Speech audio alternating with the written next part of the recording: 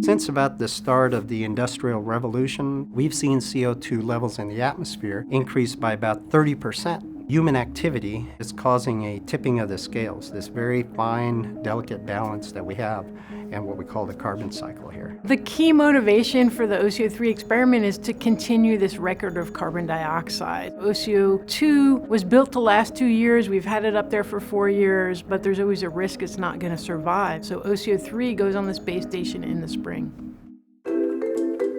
We'd like to have measurements that cover a long duration, and OCO-3 is going to help add to that record. OCO-3 is going to specifically produce a data set of carbon dioxide measurements. We'd like to be able to keep an eye on this atmospheric CO2. Where did it come from? Where's it going? And how is it related to other global processes?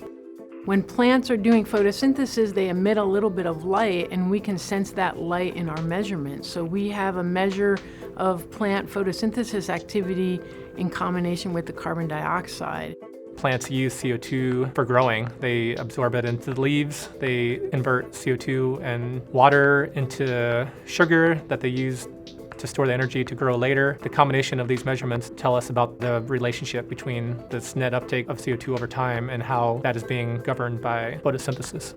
OCO-2 measures every day the same time of day. With OCO-3 on the space station, we're going to sample from sunlight to sundown. And so now we can learn about carbon cycle through different parts of the day. And that's really important because plants respond to sun, so we need to see them behaving across the day. Our team designed and built an agile mechanical actuator that allows OCO-3 to look at dozens of areas on the globe each day. And each of these areas is about 50 miles by 50 miles in size. So that allows us to actually focus in on specific areas, maybe urban areas, as well as agricultural regions. This capability of OCO-3 to map out some of those areas and start to see some change over time, that really is how we are going to advance our understanding and our modeling for the future and understanding of climate.